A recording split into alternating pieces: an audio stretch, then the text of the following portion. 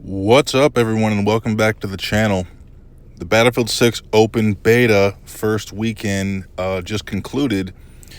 Second weekend coming up, but it already surpassed Call of Duty's all-time peak of player count on Steam by a good bit. Again, that was just on Steam, not including PlayStation or Xbox. I'm not sure what those numbers were, but I wanted to highlight some of the things that I noticed and just give some thoughts on the actual Battlefield 6 open beta.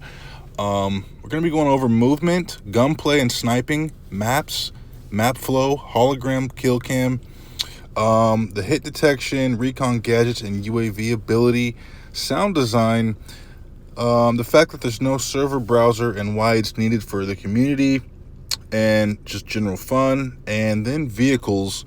Those are just kind of some quick things that I jotted down and made a quick list. So yeah, I played the beta since Thursday night. I had early access, so Thursday, Friday, Saturday, Sunday.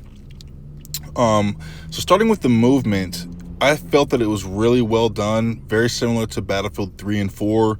You don't got the Call of Duty style sliding and sprinting around like a total crackhead. So really good movement, grounded. There's no tactical sprint, so that was another very cool addition. And they have said ladders are coming at some point, so I think that's going to be after launch. So they're still working on that mechanic, apparently. So moving on to gunplay and sniping, there is a sweet spot mechanic back in the game, which I am kind of a fan of. I didn't like the sniping in Battlefield 2042 at all. I think a lot of people that are Battlefield fans know that Battlefield 1 had some really great sniping.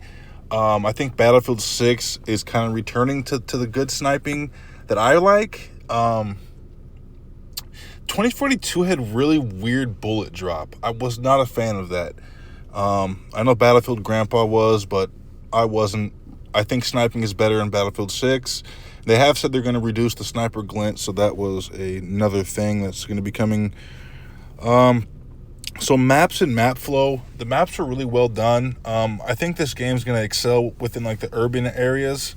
Now, Liberation Peak, I believe it's called. It's the mountainous area from the beta.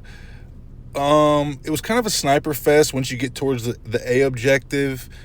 Not my favorite map. I think it could actually probably use a bit of a rework. And I'm already saying that, and it's only the open beta, so yeah. I don't know if the map needs like an underground system or like a tunnel system, or something to make it a little bit better. It seems like it's kind of a lopsided map.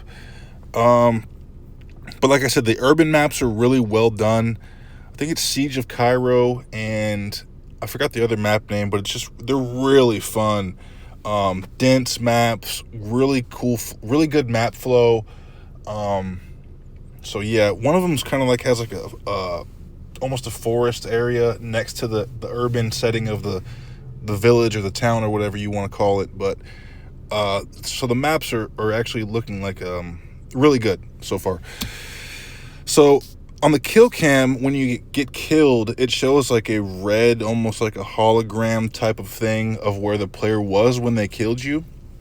And of course, they probably ran off after that. But so it's going to show a little red hologram of where they were the moment you were killed, which I thought was actually a really good idea. I haven't seen many games. I don't know if I've ever seen a game handle a kill cam like that.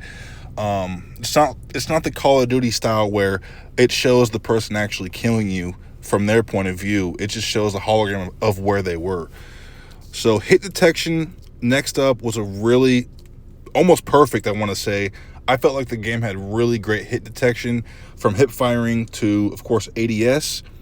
I'm a recon main, so the recon gadgets and the UAV ability, when you get to the third tier of their ability, I'm not sure what it's called, but you basically causing a UAV plane to follow you around, and it flies in a circle, a certain radius. It's kind of like a tugs but bigger. And of course, they do have the tugs and a spawn beacon that can only be used a certain amount of times, I believe. Next up, the sound design was really well done, as to be expected, from gunshots to footsteps. Just the whole audio, the whole audio of the open beta is really well done. As Battlefield fans have kind of come to be accustomed to and kind of actually expect great sound design. No server browser, I think, is definitely needed, so people can kind of create their own communities and favorite the servers and go back to them, whenever they're off work or after school. I think a server browser would do the game good. They're talking about that's going to be in Portal, so possibly that might make up for it some. I'm not too sure about that, but we'll see. And also, lastly, the vehicles were way better than 2042. They feel powerful. They're fast. They feel weighted. Of course, they sound great. It still has the boost mechanic. Yeah, it's just overall a very fun game. So yeah, I think I'm going to end up pre-ordering the Phantom Edition, guys. I'm pretty sold on the beta, so I think I'm going to go ahead and invest the extra, was it roughly about $25 to get the Phantom Edition.